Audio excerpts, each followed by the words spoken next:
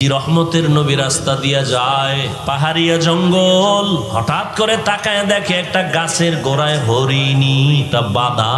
নবীরে দেইখা হরিণী আস্তে করে সালাম দিল। রহমতের নবীরে সালাম দিলেন আর মাথা নাড়ায় যেন কি বলেন, ও দয়ার নবী, আমাকে কয়েকদিন এক ইহুদি এই বাড়িওয়ালা আমাকে গাছের সাথে বেঁধে রাখছে। আমার জঙ্গলে কয়টা বাচ্চা আছে, মা মা বলে কান্না করে আমারে খুঁজে, আমারে ছাড়েও না, আমাকে জবাই করে খেয়েও ফেলে না। আমি সইতে পারি না রে নবী, একটু যদি আপনি দয়া করতেন রে নবী। আপনাকে চিনে ফেলছে, আপনি তো দয়ার নবী।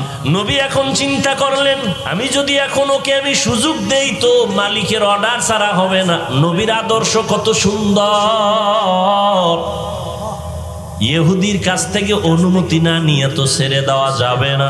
কিন্তু আমি রহমতের নবী হইয়া ইহুদির বাড়ি কেমনে যাই?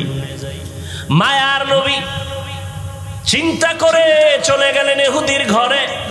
ও ইহুদি ভাই, কে তুমি? বলে আমি মুহাম্মদ ইবনে আব্দুল্লাহ, আমি আব্দুল্লাহর ছেলে মুহাম্মদ সাল্লাল্লাহু আলাইহি ওয়াসাল্লাম। ইহুদি কয়, যেই মুহাম্মদ আমগো দুশমন সেই নি কয়, তুমি আমার দরজায় কেন আসছো? বলে আপনার একটা হরিণী বেঁধে রাখছেন নাকি? বলে হ্যাঁ। বলে হরিণীটা কান্না করে, একটু যদি ছেড়ে দিতেন জঙ্গলে ওর বাচ্চাদের দুধ পান করায় চলে আসতো। আমি মুহাম্মদ জিম্মেদারি নিতে চাই। ইহুদি কয়, মানুষ তোমারে পাগল কয়, আজকে বাস্তবে বুঝলাম আসলেই তুমি পাগল। কেন? বলে হরিণী তুমি সাইরা দিবা, আবার তোমার কথা আনবেটা কেমনে হয়? রহমতের নবী বলেন, ইহুদি ভাই, রশিটা আমার হাতে দিবেন, আর আপনি হরিণীটারে ছুরি দিয়া জবাই করার যেই ছুরিটা আছে ওটা হাতে রাখবেন। সময়ের মধ্যে যদি হরিণী না আসে, ওই ছুরিটা আমি মুহাম্মদের গলায় লাগায় দিবে। ইহুদি কয়, সুযোগ পাইছি, ছাড়া যাবে না, হরিণী তো কখনো আসবে না, এই সুযোগে তোমাকে জবাই করার একটা রাস্তা খুঁজে পেলাম। আল্লাহ কয়, নবী কোনো টেনশন নাই, ওয়াল্লাহু ইয়াসিমুকা মিনান নাস। আমি কোরআন হেফাজতের যেমন আয়াত নাজিল করছি, জিম্মা আমি নিছি, আপনাকেও হেফাজতের জিম্মা আমি আল্লাহ কুদরতের হাতে নিয়ে নিছি। কোরআনও কোনোদিন ধ্বংস হবে না, ও নবী আপনাকেও কোনোদিন কেউ অপমান করতে পারবে না। আমি হেফাজতের জিম্মাদারি নিলাম। ওয়াল্লাহু ইয়াসিমুকা মিনান নাস। রহমতের নবী চলে গেলেন, হরিণীর ইহুদি সাইরা দিয়া হাতটা দিয়া রশি দিল। এবার নবী কয়, এই হরিণী দেখছুনি মালিক দাঁড়ানো, হাতের মধ্যে ছুরি, তাড়াতাড়ি যাইয়া বাচ্চাগুলোরে দুগ্ধ পান করায় চলে আসবি। যদি একটু সময় বেশি করো, ইহুদি অপেক্ষায় আছে, তোর গলার ছুরি কিন্তু আমার গলায় লাগায় দিবে। এই হরিণী তাড়াতাড়ি যা। হরিণীটা একটা দৌড়, জঙ্গলের মাঝে গিয়ে কয়, বাচ্চাগুলো কই, তাড়াতাড়ি আয়, সময় কিন্তু কম। মায়ের কণ্ঠ পাইয়া বাচ্চাগুলো দৌড়াইয়া হাজির। আইসা বলে, আম্মু তুমি এতদিন আসো নাই, কোথায় ছিলা? বলে ইহুদি বেঁধে রাখছে, আজকে তুমি কেমনে আসছো?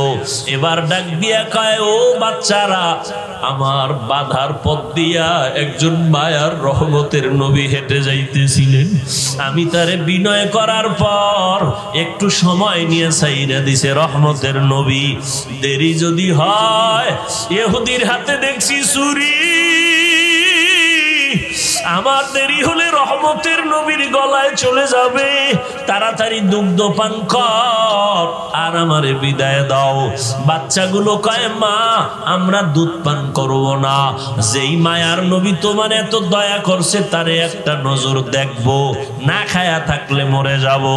এবার মাও দৌড়ায়, বাচ্চাগুলিও দৌড়ায়, মায়ার নবীকে দেখার জন্য দৌড়ায়। এবার সময়ের আগেই ইহুদি তাকায় দেখে হরিণী হাজির। বাচ্চাগুলো হাজির, মাথাটা মাটিতে লাগাইয়া হরিণের বাচ্চাগুলো হরিণী কি যেন নারায় নারায় বলে।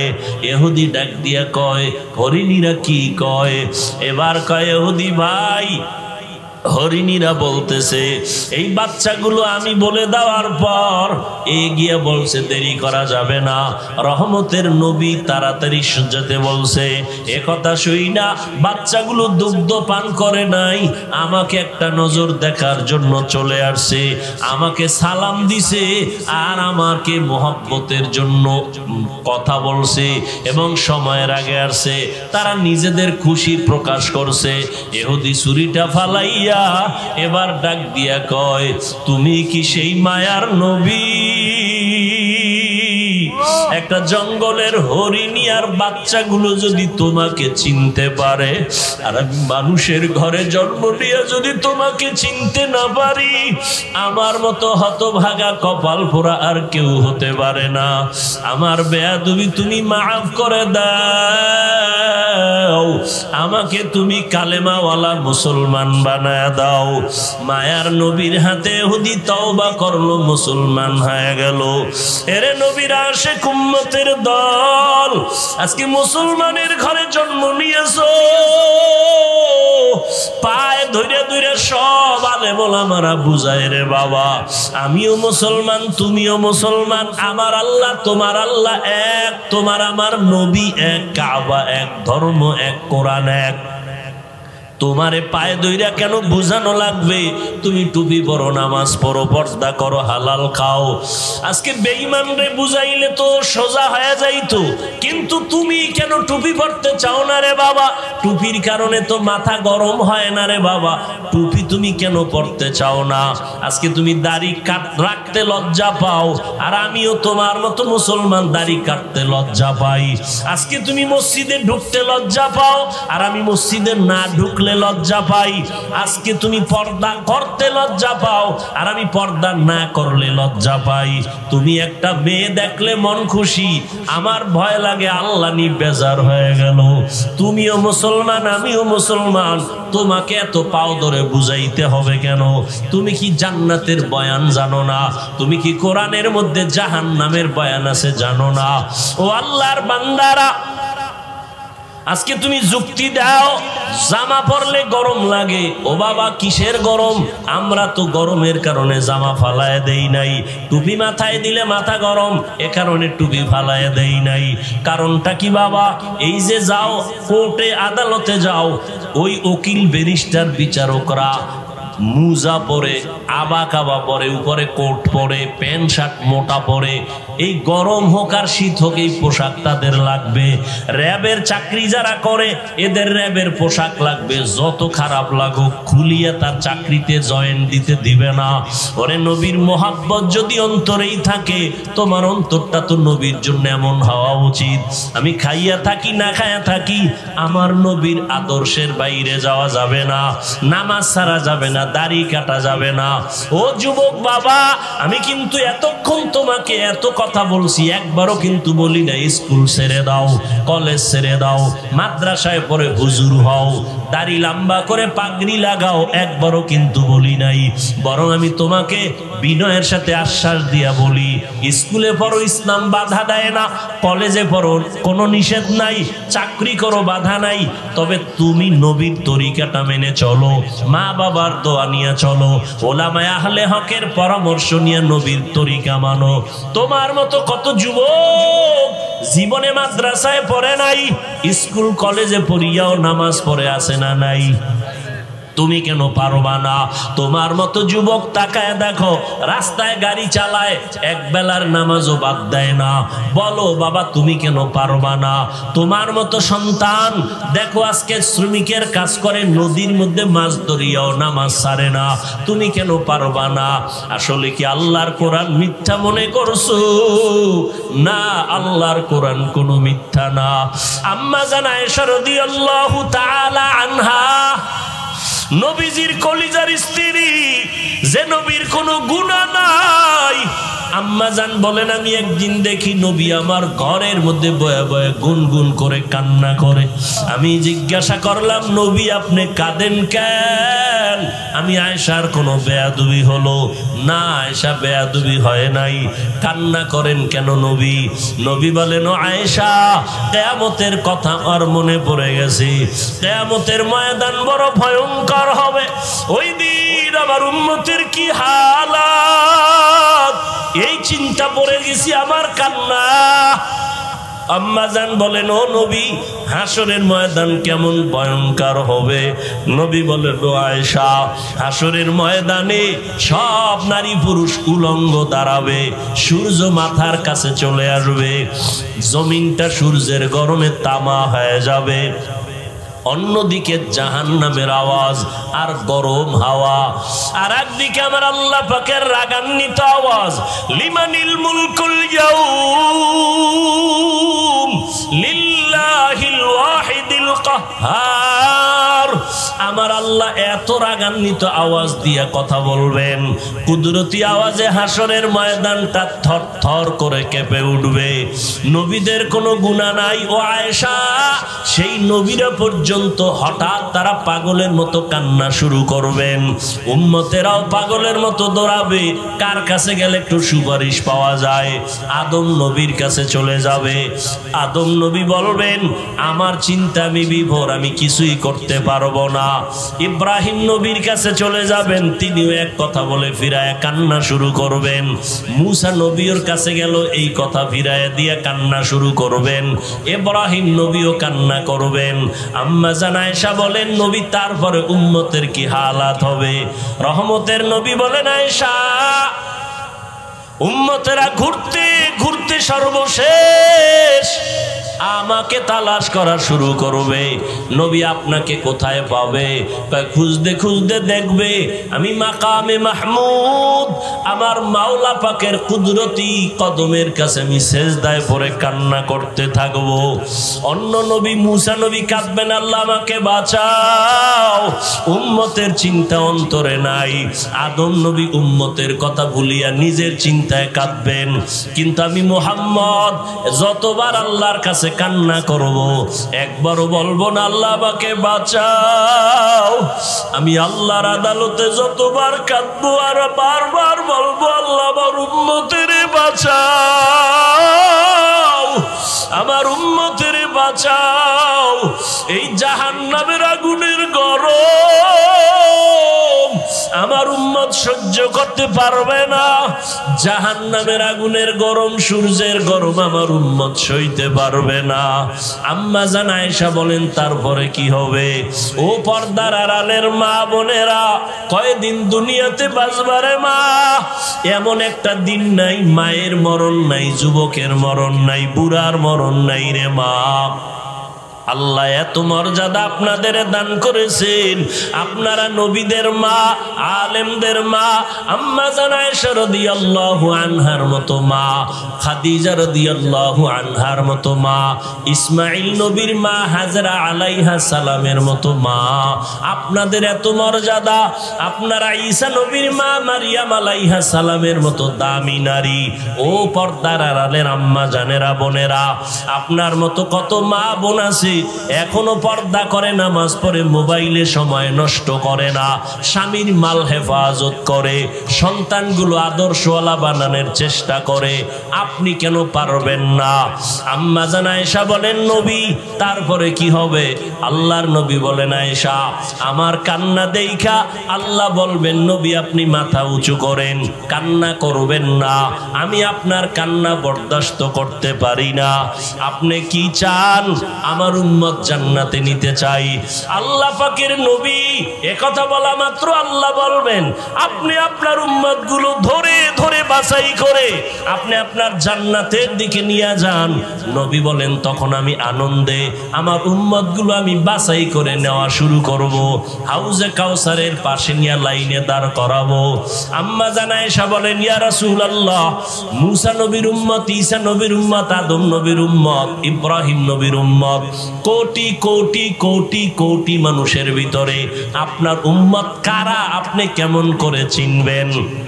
মায়ার নবী বলেন, আয়েশা, আমার যে উম্মত গুলো দুনিয়াতে যারা 5 বেলার ওযু বানাইয়া নামাজ আদায় করত, কিয়ামতের দিন ওযুর জায়গাগুলো হাসরের ময়দানে নূরের আলোতে চমকাইতে থাকবে।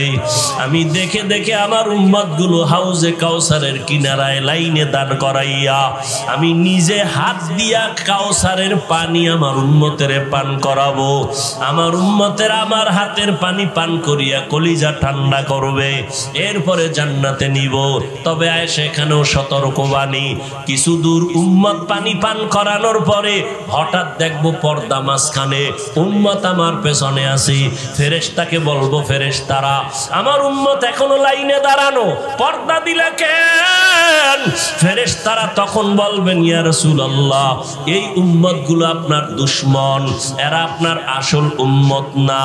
আপনি দুনিয়ার থেকে চলে যাওয়ার পর আপনার আদর্শ মতো চলে নাই, নামাজ পড়ে নাই, নিজেও নামাজ পড়ে নাই, যারা নামাজ পড়তো তাদেরও পছন্দ করে নাই, নিজেও দাড়ি রাখে নাই, যারা দাড়ি রাখতো তাদেরকেও পছন্দ করে নাই, নিজেও হালাল খায় নাই, যারা হালাল খাইতো তাদেরও পছন্দ করে নাই, নিজেও জিকির করে নাই, যারা আল্লাহর নামে জিকির করতো তাদেরও পছন্দ করে নাই। আম্মা জানকে নবী বলেন, এগুলো শোনার পরে আমি নবী রাগান্বিত ভাব নিয়া এই দুশমন উম্মত গুলোকে বলবো, সোহকান সোহকা, তোমরা আমার থেকে দূর হইয়া যাও। লিমান গাইয়ারা মিন বাদি, আমার পরে যারা দিনকে পরিবর্তন করে ফেলেছো, আমার সুন্নত জবাই করেছো, আল্লাহ পাক রব্বুল আলামিনের গায়বী আওয়াজ হবে, ওই দুশমন গুলোর জাহান্নামের হ্যান্ডকাপ লাগাইয়া ধর, জাহান্নামের দিকে নিয়ে যাও। ও নবীর আশিক, তুমি আমি যতই আশেক দাবি করি না কেন, মনটার একটু জিজ্ঞাসা করো, কাউসারের পানির লাইনে দাঁড়ানোর পর কোন আমলের কারণে যদি আমার নবী তাড়াইয়াই দেয়, তখন আমার মা বাবাকে আপন থাকবে না, হাতের মধ্যে জাহান্নামের হ্যান্ডকাপ লেগে যাবে। ও যুবক বাবারা, ও বৃদ্ধ বাবাজিরা, অন্তরের বুঝাও, তোমার আমার মতো যুবক স্কুল কলেজে পড়ে চাকরি করে নামাজ পড়ে তুমি আমি কেন পারবো না? এখনো সময় আছে, তওবা করে নাও। দুনিয়ার গরম, দুনিয়ার কষ্ট কিছুই না জাহান্নামের গরমের তুলনায়। এখনো যদি চিন্তা করো তওবার, মনে মনে আল্লাহকে বলো, ও দয়ার মালিক, এই ময়দানে মনে হয় আমার মতো গুনাহগার কেউ নাই। শয়তানের ধোকায় পড়ে গুনাহ করেছি, গুনার কারণে হাত না পাক, চোখ না পাক, জিহ্বা না পাক, অন্তর না পাক। ও আল্লাহ, কত নামাজ ছাড়লাম, কত দাড়ি কাটলাম, বেপরদায় চললাম। আজকে থেকে তোমার জাহান্নামের ভয়, কবরের আযাবের ভয় অন্তরে জমা করিয়া তওবার নিয়ত করলাম। হায়াতের মালিক তুমি, রিজিকের মালিক তুমি, সম্মানের মালিক তুমি। আর নামাজ ছাড়বো না, দাড়ি কাটবো না, বেপরদায় চলবো না, মা বাবাকে কষ্ট দিব না, নবীজির তরিকার বাহিরে চলবো না, ওলামায়ে কেরামের পরামর্শ নিয়া, মা বাবার দোয়া নিয়ে চলবো। তওবা করার মতো যদি নিয়ত করতে পারো, আল্লাহ মুহূর্তে তোমার জীবনের গুনাহ মাফ করবে। তবে সবার কপালে তওবা নসিব হবে না। আমার নবীজির নির্ভেজাল বয়ান শুনিয়াও আবু জাহাল কালেমা পড়ে নাই, আর ওমরের মতো বান্দা নবীকে জবাই করতে আসিয়াও কালেমা পড়ে ফেলেছে। এই দুনিয়াতে আবু জাহালওয়ালা কিছু অন্তরওয়ালা মালিক দুনিয়ার গুনায় মজা পাইয়া হাজারো বয়ান শুনিয়াও তওবা করবে না, বরং বাহিরে গিয়ে আরো বিরোধিতা করে গুনার পাল্লা ভারী করবে। আর একদল ওমরের মতো মেজাজওয়ালা ময়দানে আসার পরে মরণের কথা যখন স্মরণ হয়ে গেছে, অন্তর নরম হয়ে গেছে, কান্না করছে গোপনে, ও আল্লাহ, গুনাহ তো কম করি নাই, আজকে থেকে আর করব না, দয়া করে তুমি মাফ করে দাও। ওমরের মেজাজ নিয়ে যদি তওবা করতে পারো রে বাবা, মনে মনে কাউকে শুনানোর দরকার নাই, আল্লাহকে বলতে থাকো, আল্লাহ আজকে থেকে তওবা করে নিলাম, আর নামাজ ছাড়বো না, বেপরদায় চলবো না, দাড়ি কাটবো না, মা বাবার সাথে বেয়াদবি করব না, ওলামায়ে কেরামের পরামর্শ নিয়ে নবীর তরিকায় চলবো। যদি তওবার নিয়ত কারো হয় দুটো হাত আমার আল্লাহকে দেখায় দাও। আয় আল্লাহ হাতগুলো কবুল করে নেন, তওবা কবুল করে নেন, তওবার উপরে মজবুত হইয়া চলার মতো তৌফিক দান করেন, আমিন। আলহামদুলিল্লাহি রাব্বিল আলামিন ওয়াসসালাতু ওয়াসসালামু আলা সাইয়্যিদিল আম্বিয়া ওয়াল মুরসালিন ওয়া আলা আলিহি ওয়া আসহাবিহি আজমাইন ইয়া আরহামার রাহিমিন ইয়া আরহামার রাহিমিন ইয়া আরহামার রাহিমিন রব্বিরহামহুমা কামা রব্বায়ানি সগীরা। আল্লাহুম্মা ইন্নাকা আফুউন কারীম তুহিব্বুল আফওয়া ফা'ফু আন্না। اللهم إنا نسألك رضاك والجنة ونعوذ بك من سخطك والنار. اللهم اجعلني في عيني صغيرا وفي أعين الناس كبيرا. اللهم إنا نعوذ بك من البرص والجنون والجذام وسيء الأسقام. ربنا ظلمنا أنفسنا وإن لم تغفر لنا وترحمنا لنكونن من الخاسرين. ও দয়ার মালিক, কুদরতের নজর দিয়া তাকায় দেখি কত উলামায়ে কেরাম, কত মুরব্বী হাজী সাহেব, কত ব্যবসায়ী, কত চাকরিজীবী, কত পর্দার আড়ালের মা বোনেরা, কত যুবক ছাত্র ভাইরা হাত তুলেছেন। ও আল্লাহ, গুনার কারণে দিলটা পাথর, চোখে পানি নাই। আয় আল্লাহ, গুনার কারণে আমার হাত না পাক, আমার চোখ না পাক, আমার জিহ্বা না পাক, গুনার কারণে অন্তর না পাক, শয়তানের ধোকায় পড়ে জাহান্নামের ভেতরে চলতেছি। আজকে তওবার নিয়তে হাত তুলেছি, আর গুনাহ করব না। আয় আল্লাহর দাড়ি কাটবো না, বেপরদায় চলবো না, আর নামাজ ছাড়বো না। আয় আল্লাহ, সুন্নতের বাহিরে চলবো না, মা বাবার সাথে বেয়াদবি করব না, ওলামায়ে কেরামের পরামর্শ নিয়ে নবীর সুন্নত অনুযায়ী চলবো। আয় আল্লাহ, আমাদের তওবা কবুল করে নেন, তওবার উপরে মজবুত হয়ে চলার তৌফিক দান করেন। আয় আল্লাহ, দিলের নেক আশা পূরণ করে দেন। আয় আল্লাহ, একজন কেউ খালি ফিরাইয়া দিয়েন না। ওলামায়ে কেরাম মুরব্বীদের কবুল করে নেন। যারা চাকরি ব্যবসা করে কামাই রুজিতে হালাল ভাবে বরকত দান করেন। অভাবীদের অভাব দূর করে দেন, ঋণ আদায়ের ব্যবস্থা করে দেন। আয় আল্লাহ, পরিবারে শান্তি দান করেন। আয় আল্লাহ, সারা দুনিয়াবাসীকে মাফ করে দেন। আয় আল্লাহ, ফিলিস্তিনের মুসলমানের কান্নার আওয়াজ রহমতের চাদর বিছায় দেন। ইসরাইলের জালেমদের ধ্বংস করে দেন। আল্লাহ, জালেমদের জুলুম থেকে হেফাজত করেন। প্রবাসে আমার ভাই বোন যারা ব্যবসা চাকরি করে হেফাজত করেন। বাংলাদেশ শান্তির দেশ বানায় দেন। আয় আল্লাহ, জনপ্রতিনিধির দায়িত্বে যারা দিনদার বানায় দেন, প্রশাসনিক ভাবে যারা কাজ করে দিনদার বানায় দেন। আয় আল্লাহ, ঘরের মা বোনদের আবেদা পর্দা নিশি বানায় দেন। সন্তানগুলো নেককার বানায় দেন। জেহেন খুলে দেন, আদবালা বিনয় বানায় দেন। লেখাপড়া যারা করে পরীক্ষার্থী কামিয়াবি দান করেন। আয় আল্লাহ, আদর্শ সন্তানের মা বাবা হওয়ার তৌফিক দান করেন। আয় আল্লাহ, সন্তানের কারণে মা বাবার পেরেশানি দূর করে দেন। আয় আল্লাহ, প্রত্যেকটা সন্তানকে দিনদার বানায় দেন, আদবালা বানায় দেন। আমার কলিজার প্রত্যেকটা যুবকের দিনের হেদায়াত দান করেন। মোবাইলের গুনাহের থেকে হেফাজত করেন।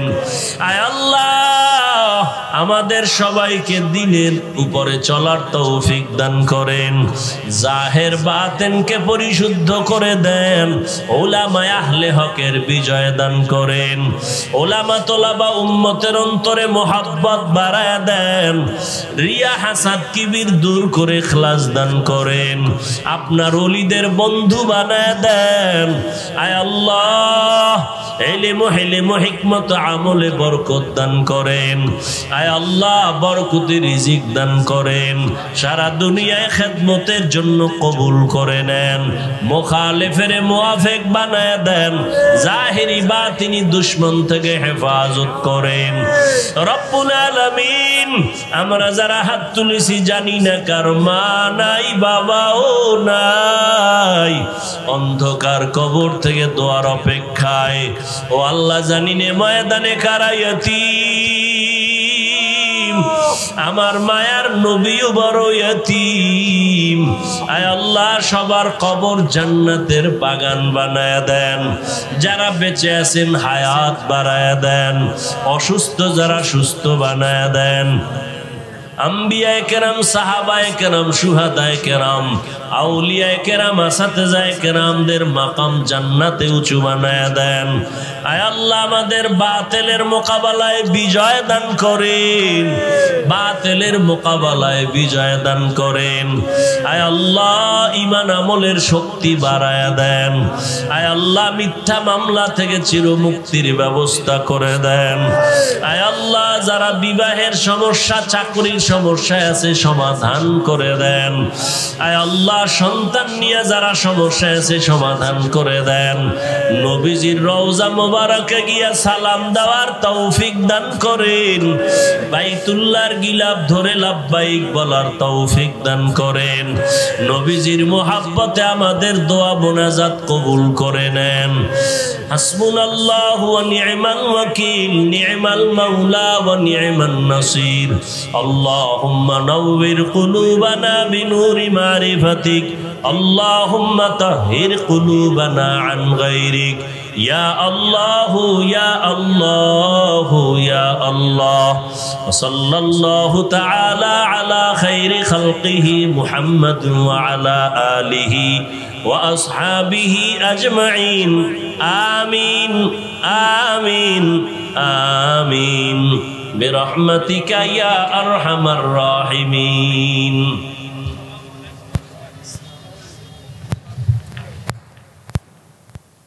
কে মানে যে বিড়িটা নেই?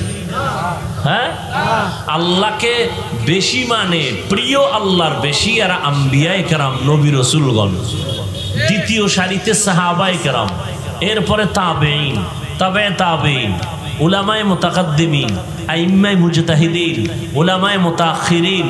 এরা আল্লাহকে বেশি মানেন আর আল্লাহ এদের বেশি মহব্বত করেন। করার পরে কি করেন জানেন? আল্লাহ বান্দাকে কিছু বিশেষ পাওয়ার দান করেন। কি পাওয়ার? এই কথাগুলো পারলে লিখে রাখেন কলবের মধ্যে, মোবাইলে না। মোবাইল বয়ানের পরে চুরি হয়ে গেল তো আমও গেল, সালাও গেল। কলবে ঢুকান কথাগুলো। কি পাওয়ার? অলৌকিক পাওয়ার, যে পাওয়ার সবাই পায় না বা আল্লাহ দেন না। এই পাওয়ার যদি নবী পায়, কারা পায়? এই পাওয়ারটা যদি নবী রাসূলরা পান তখন তার নাম হয় মুআজিজা। তখন তার নাম কি? আর এই পাওয়ারটা যদি নবী রাসূল না পাইয়া অন্য কোনো আল্লাহর প্রিয় বান্দা পান তার নাম কারামত। তার নাম মুআজিজাও সত্য, কারামতও সত্য। যে বলে আমি আল্লাহওয়ালাদের কারামত মানি না, ওলিয়া উলিয়া মানি না, এরকম বলনেওয়ালাও বেয়াদব আছে না নাই? আমি তো সারা বাংলাদেশে আল্লাহর জাতের কসম করে বলি, যারা বলে আমি ওলি আউলিয়া মানি না, সে কোরআন মানে না, বুখারীও মানে না। আল্লাহ হেদায়েত দান করুন। তাহলে বিশেষ পাওয়ার আল্লাহ দান করেন। আচ্ছা, নবীদের বেলায় যদি পাওয়ারটা আসে তার নাম কি? মুআজিজা। আর নবী ছাড়া, রসুল ছাড়া অন্য কাউকে পাওয়ার দিলে এর নাম কি? কারামত। কিন্তু আল্লাহর পক্ষ থেকে একটা নাম আছে, এই পাওয়ারটার একটা কি আছে? কোরআন শরীফে এই পাওয়ারকে বলেছে ফুরকান। বলেন কি?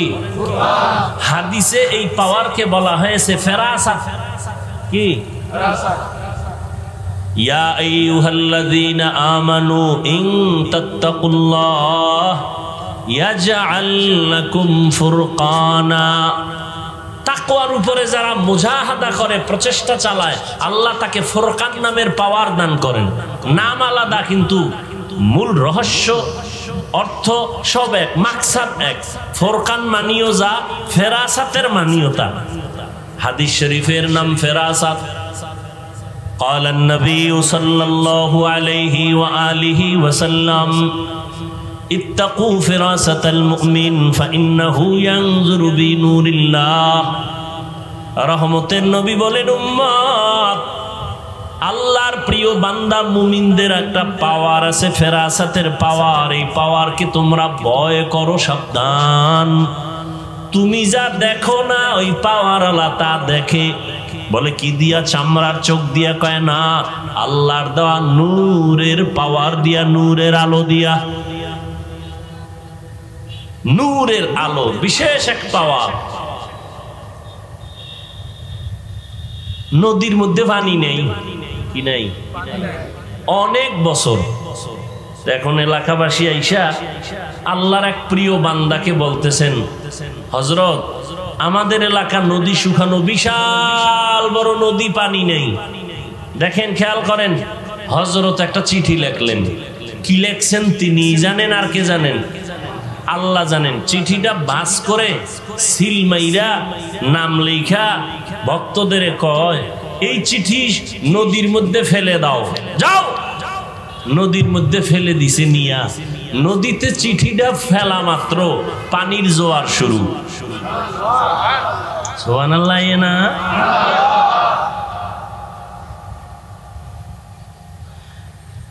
জায়েল চিঠি লিখে দিছে, পানি নদীতে ছাড়া মাত্র পানির জোয়ার। এখন এটা কোনো ভালো মানুষ মেনে নিতে পারে? এটা একটা কথা? নদীতে পানি নাই, অনেক বছর চিঠি লেখছে, নদীর মধ্যে চিঠি ফালাইয়া দিছে, পানির জোয়ার শুরু। এটা একটা কথা? এরা গাঞ্জা খাইছে না মাথা নষ্ট? এখন যারা অলিয়া উলিয়ার বিরোধী, এরা তো বলবে এই কাম কে গড়াইছে? তাবলিগের কেউ যদি কয় মনে হয় তো কাফের। আচ্ছা, চরমনের কেউ বা কোনো পীর, হ্যাঁ, তো কাফের। কয় না না না না, চরমনাই ঘটায় নাই। তাবলিগ কয় না। দেওবন্দির কেউ কয় না। কে ঘটাইছে? ঘুরতে ঘুরতে ঘুরতে ঘুরতে ঘুরতে ঘুরতে তলায় গিয়ে দেখে ঘটনাটা পয়গম্বরের হাতে গড়া বাঘের বাচ্চা সাহাবী হযরত ওমর ঘটাইছে। কে ঘটাইছে? এখন কি কইব? জিব্বে কামড় দিছে না, কাফের কওয়া যেত না। সাহাবী ওমর ঘটাইছে ঘটনাটা, তাহলে ভিন্ন কিছু। কে ঘটাইছে ঘটনা? এবার কাফের ক। 14 পুরুষের শক্তি থাকলে ওমরে ফারুকের বিরুদ্ধে কাফের বলো? ঘটনা তো ওমর ঘটায় দিস। চিঠি লিখে গেছে নদীতে ফালায় দাও। ওমরের চিঠি নদীর মধ্যে পড়ছে, পানির জোয়ার শুরু। কাফের কও ওমরকে? কোনো হিসাব হইলে তো কইই ফেলাই। এজন্য আমরা বলি, সারা বাংলাদেশে যারা আল্লাহর বিশেষ বান্দা, ওলি, ওলি শব্দের অর্থ আল্লাহর বন্ধু। এক বচনে ওলি, বহু বচনে আউলিয়া। এক বচনে ওলি, বহু বচনে আউলিয়া। ওলি মানে আল্লাহর বন্ধু। এখন আল্লাহওয়ালাদের মাধ্যমে কিছু হঠাৎ কিছু ঘইটে গেলে এটা মানে না, এটাকে অস্বীকার করে। তো আমরা বলি, যারা ওলিয়া উলিয়াদের কারামতকে, অলৌকিক পাওয়ারকে অস্বীকার করে, মূলত সে আল্লাহ পাকের কুদরতের সাথে গাদ্দারি করে। আচ্ছা, অমুকের চেহারা আছে আর কিছু নাই, চেহারা তোর বাবায় বানাইছে, অহংকার করলি কেন? অমুকের কণ্ঠ আছে আর কিছুই নাই, কণ্ঠ দিছে তোমার বাবায়। কে দিছেন? তো তুমি আল্লাহর নেয়ামতের শুকর আদায় করো। তুমি কেন ঠোঁট বাঁকা কইরা বলো কণ্ঠ ছাড়া কি আছে? তোমার কাছে কি আছে? এই নিমক হারাম, তোমার কাছে কি আছে? বিরোধিতা ছাড়া, গালাগালি ছাড়া, গীবত শেখায়াত ছাড়া কি আছে তোমার কাছে? তাবলীগের কাছে কিছু নাই, কিন্তু আল্লাহর সাথে বান্দাকে জোড়াইয়া দেওয়ার একটা খেদমত আছে, নাই? এখানে সচেতন মানুষ, আমাকে সাইজ করে দাও, আমি তোমার পক্ষে যাব। সত্য কথাটা বলো, তাবলীগের দ্বারা আমার দেশের মুসলমানের ঈমানের কোনো ক্ষতি হয়েছে কিনা বলো? হক পীর ভণ্ড না, কি পীর? হক পীর, ওলিয়া উলিয়া, এদের মাধ্যমে ইসলামের কোনো ক্ষতি আমার দেশে হয়েছে? থাকলে বলো, আমি বিরুদ্ধে নেমে যাব। দেওবন্দীদের কারণে, কওমি মাদ্রাসার কারণে এদেশের মুসলমানের ঈমানের কোনো ক্ষতি হয়েছে? থাকলে বলো, আমি বিরুদ্ধে নামবো। যদি বলো না, তাহলে বিনয়ের সাথে বলি, রাগের সাথে না, মৃত্যু পর্যন্ত কোনোদিন তাবলীগের বিরুদ্ধে, পীর মুরিদির বিরুদ্ধে, দেওবন্দি কওমির বিরুদ্ধে কিছু লেখবা না, বলবা না। যদি কিছু চালাকি করে থাকো, একা একা ক্ষমা চেয়ে নিও। কি? আমি কিন্তু দালালি করি নাই। দালালি যদি করতাম তাই বলতাম পাঁচকল্লি ছাড়া সব বন্ধ, বলছি। যদি দালালি করতাম যে কওমি মাদ্রাসা ছাড়া আর কোথাও যাওয়া যাবে না, বলছি। বরং আমি আলিয়ার বিরুদ্ধেও বলি নাই, স্কুল কলেজের বিরুদ্ধে তো দূরের কথা, আমার মতো স্কুল কলেজের পক্ষে বাংলাদেশে কেউ বয়ান করে না, আমার মতো কেউ বয়ান করে না। অনেকে আমার এমনও বলে কাছে এসে, এত কইেন না। কই, আমি তো আলিয়ার বিরুদ্ধে বলি নাই, আমি তো স্কুল কলেজের বিরুদ্ধে বলি নাই, আপনি কেন কওমি নিয়া মাথা ব্যথা? আমি তো পাঁচকল্লি টুপি মাথায় দিয়েছি, অন্য টুপিওয়ালাকে তো হিংসা করে বলি নাই কিছু, আপনি কেন পাঁচকল্লির দিয়ে বাঁকা নজরে তাকান? আমি তো নাবির নিচে হাত বেঁধে নামাজ পড়ি, বুকওয়ালার হাত বেঁধে যে নামাজ পড়ে তারা তো কিছু বলি নাই, আপনি কেন নাবির নিচের হাত ধরে টানাটানি করেন? আমি তো 20 রাকাত তারাবি পড়নেওয়ালা মুসল্লি, আপনি 8 রাকাত পড়েন, কোনোদিন তো সালাম দেওয়া বন্ধ করি নাই, আপনি কেন সালাম দেন না, দিলেও নেন না? বিষয় কি? আমার পাওয়ার অলৌকিক বেশি, আমার 20 লাগে না, 8ই হয়ে যায়। এরপরও শেষ কথা, আপনি 8 রাকাত পড়লেন কার জন্য বলেন? জোরে আমিন বলেন, কার জন্য? এই আমলগুলো কার জন্য করেন? আল্লাহর জন্য। আপনি বুকে হাত বাঁধেন, আমি নাভির নিচে বাঁধি, কার জন্য? আমলটা কার জন্য? তো আল্লাহর জন্য আমল করেন, বান্দার সাথে ভাব দেখান কেন? ভাবটা তো আল্লাহর সাথে দেখাইবেন যে আল্লাহ আমারে চিনুনি, আমার 20 লাগে না, 8ই হয়ে যায়। আমি ফাস্ট চার্জার, চার্জার আছে না, ফাস্ট চার্জার, আধা ঘন্টার চার্জ 20 মিনিটে হয়ে যায়। আমাকে 20 টাকা তো কলবের চার্জ হয় না, হ্যাঁ 8 হয়ে যায়, ধাম ধাম করে মসজিদ থেকে বের হয়ে যায়। ভাবটাই অন্যরকম। ইবাদত করছো আল্লাহর, বান্দার সাথে ভাব কেন? যদি এই ভাব দেখাইয়েই থাকো তো ইখলাসওয়ালা আমলও বরবাদ। এই ভাবের নাম অহংকার, তাকাব্বুর। রসুল বলেন, আগুন যেমন লাকড়ি ধ্বংস করে দেয়, অহংকার মানুষের ইখলাসওয়ালা আমলকেও ধ্বংস করে দেয়। আল্লাহ আমাকে আপনাদের সবাইকে হেদায়েতের দৌলত দান করেন। হেদায়েত বড় কঠিন সম্পদ। আমি মাওলানা হয়ে ওয়াজের প্যান্ডেলে বসছি, এটা হেদায়েত পেয়ে গেছি, কথা বলেন না, পাইছি, গ্যারান্টি আছে। এক বক্তা হেদায়েত পাইয়া আবার চুলের মধ্যে কাটিং মেটিং লাগাইছে, আছে না? তো বলা যায় যে আমি হেদায়েত পেয়ে গেছি। ওরে রসুল যার কোনো তুলনা, সেও বারবার দোয়া করেন, আল্লাহুম্মা ইহদিনাস সিরাতাল মুস্তাকিম, ও আল্লাহ জান্নাতে যাওয়ার সঠিক পথের হেদায়েত আমাকে দান করেন। রহমতের নবী দৈনিক শতবার ইস্তিগফারের আমল করেছেন, আস্তাগফিরুল্লাহাল আযীম 70 বার নবীর ইস্তিগফার পড়েছেন। ইস্তিগফার কেন পড়ে?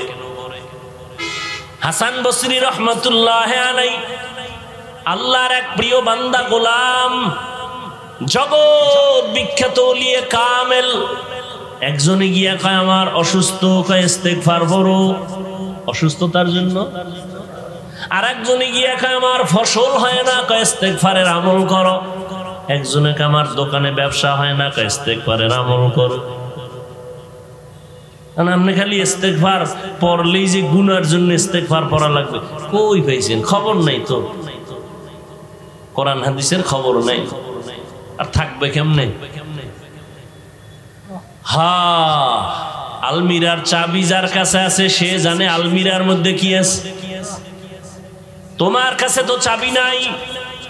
কোরআন হাদিসের ইলমের চাবি উলামা আহলে হকের কাছে। তুমি কোন অনুবাদকের অনুবাদ পড়া ওই খবর নিতে পারবা না আরবি কোরআনে কি আছে। হাদিসের ব্যাখ্যা গ্রন্থ আরবি কিতাবের মধ্যে কি আছে। যারা উলামা আহলে হক, যারা মুহাদ্দিস, যারা মুফাসসির ভালো করে জানেন। তুমি শুধু কারো লেখা অনুবাদ বাংলা পড়ো, ইংলিশ পড়ো, এগুলো ভিতরের খবর সব তুমি জানতে পারবা না। তুমি বাংলা কোরআনের তরজমা একজনে লিখে দিছে, এখন তুমি পড়ছো ওয়ালা দলিন, আছে না? অর্থ কি? দলিন মানে গোমরাহ, পথভ্রষ্ট, ঠিক না? ও আল্লাহ, তুমি যাদের পথভ্রষ্ট করেছো ওদের পথ থেকে তুমি তোমার কাছে পানাহ চাই। দলিন, দলান অর্থ কি? গোমরাহ। বুঝেননি? বুঝেননি? খুব বুঝেন। ওয়ালা দলিন, গোমরাহ, পথভ্রষ্ট। এই শব্দ আরো কয়েক জায়গায় আছে না নাই? ওয়াদ্দুহা ওয়াল্লাইলি ইযা সাজা মা ওয়াদ্দাকা রাব্বুকা ওয়া মা ক্বালা ওয়ালাল আখিরাতু খায়রুল লাকা মিনাল উলা ওয়ালা সাওফা ইউতিকা রাব্বুকা ফাতারদা আলাম ইয়াজিদিকা ইয়াতীমান ফাআওয়া ওয়া ওয়াজাদাকা। নবীরে কয় নবী, ওয়া ওয়াজাদাকা দল্লান ফাহাদা, আপনাকে পাইছি দল্লানের মধ্যে, আমি হেদায়েত দিয়ে দিছি। তাহলে ওয়ালা দল্লিন অর্থ কি? গোমরাহ। এখানেও হইছে দল্লান, একই শব্দ। তুমি বলবা নবী গোমরাহ, তোমার ঈমান থাকবে? একই শব্দ। এখানে তুমি কি তরজমা করবা? কয়টা যার কাছে আলমিরার চাবি আছে সে এর ব্যাখ্যা ভালো বুঝবে, উলামায়ে আহলে হক। তুমি বাংলা কোরআন পড়ে বুঝবা না, তুমি তো এভাবেই তরজমা করবা যে ওখানেও দল্লিন হেনও দল্লানে, কি অর্থ? তো নবীও গোমরাহ। তোমার জবানে নবীকে গোমরাহ বলা এটা চূড়ান্ত বড় বেয়াদবি। সাবধান। এজন্যই তো খাঁটি আল্লাহর প্রিয় বান্দা যারা অভিজ্ঞ, যারা তাদের অনুসরণ করা লাগে। বড় ডাক্তার হলে ওই এফসিপিএস, এফআরসিএস, এমবিবিএস এর সার্টিফিকেট নিলে হবে না। অভিজ্ঞ বড় ডাক্তারের শরণাপন্ন হইয়া প্র্যাকটিক্যাল ট্রেনিং দিতে হবে, ঠিক নি? ইঞ্জিনিয়ার বড় হতে হলে লেখাপড়ার সার্টিফিকেট যথেষ্ট না, অভিজ্ঞ ইঞ্জিনিয়ারের সাথে সময় লাগাতে হয়। দুনিয়ার লাইনে বড় হতে হলে বড়দের পেছনে যেতে হয়। আখিরাতের লাইনে বড় যদি হতে চাও, আখিরাতের লাইনে যারা বড় তাদের পেছনে কেন সময় দিবা না? দুনিয়া বুঝে আখিরাত বুঝে না, এনে বাঁকা হয়ে গেছে। আল্লাহওয়ালা যারা খাঁটি আল্লাহর গোলাম তাদের আল্লাহ পাওয়ার দান করেন। আল্লাহ বলেন সাবধান, এই পাওয়ার আমি সবাইকে দেই না, যারা তাকওয়ার উপরে চলে আমি আল্লাহ তাদেরকে দান করি। কোথা থেকে কোথায় গেলাম জানি না, তবে এই কথাগুলো এই ময়দানে বোধহয় রোগ আছে, রোগের ঔষধ হিসেবে আল্লাহ বের করতেছেন। কারণ মুখস্থ করে বয়ান করা যায় না, আবার দেখাও যায় না। আল্লাহ যা বের করবেন তাই বয়ান হবে। কোন কথার পরে কোন কথা বলবো এটা কি সম্ভব? লেখা মুখস্থ করে কোনোদিন না। এতটুকু বলি, আল্লাহ এখানে যে কথা প্রয়োজন এই কথা বের করে দাও, এই আয়াত দিয়ে তো শত বয়ান করেছি, কিন্তু এই কথা তো অন্য জায়গায় হয় না। সব আমার আল্লাহ পাকের দয়া মেহেরবানি। দাউদ আলাইহিস সালাম একদিকে সে নবী, অপর দিকে সে রাষ্ট্রের ক্ষমতা হাতে নিয়ে রাষ্ট্র পরিচালনা করেন। পয়গম্বর সুলাইমান শুধু একটা দেশ পরিচালনা করেন না, গোটা দুনিয়াটা পরিচালনা করেছেন। বাসুলাইমা দাদে মুলকো সরওয়ারি সদমতি খাতে মশদেওয়াপুরি। একটা আংটি সুলাইমান আল্লাহ তাকে দান করছেন। আংটি হাতে আছে, দেও দানব দৈত্য সব পরীরা জিনেরা সব সুলাইমান নবীর কথায় উঠে আর বসে। পাওয়ার কে দিছেন? আংটি তো আমার হাতেও আছে, আছে না নাই? জিনেরে ডাক দিলাই উনি, হ্যাঁ আল্লাহ সবাইরে পাওয়ার দেন না। দাউদ আলাইহিস সালামকে কয় আল্লাহ তোমার একটা পাওয়ার দেই। কি বলে? লোহা হাতে লাগলেই মোমের মতো দুর্বল হয়ে যাবে। মোম হবে না মোমের মতো নরম হবে? নরম হবে। দাউদ নবী লোহা ধরে নরম হয়, অস্ত্র বানায়। কি বানায়? কেন? সে পৃথিবীর সন্ত্রাসী, এই জন্য। ওই যুগটা ছিল অস্ত্রের মহড়া, বানায় বানায় বিক্রি করে। দাউদ নবী লোহা হাতে নিলে মোমের মতো দুর্বল হয়ে যায়, আর অস্ত্র বানায় বাজারে বিক্রি করেন। দাউদ নবীর অস্ত্র বেশি বিক্রি হয় কারণ ওজনে হালকা, দার বেশি, টাকা কম।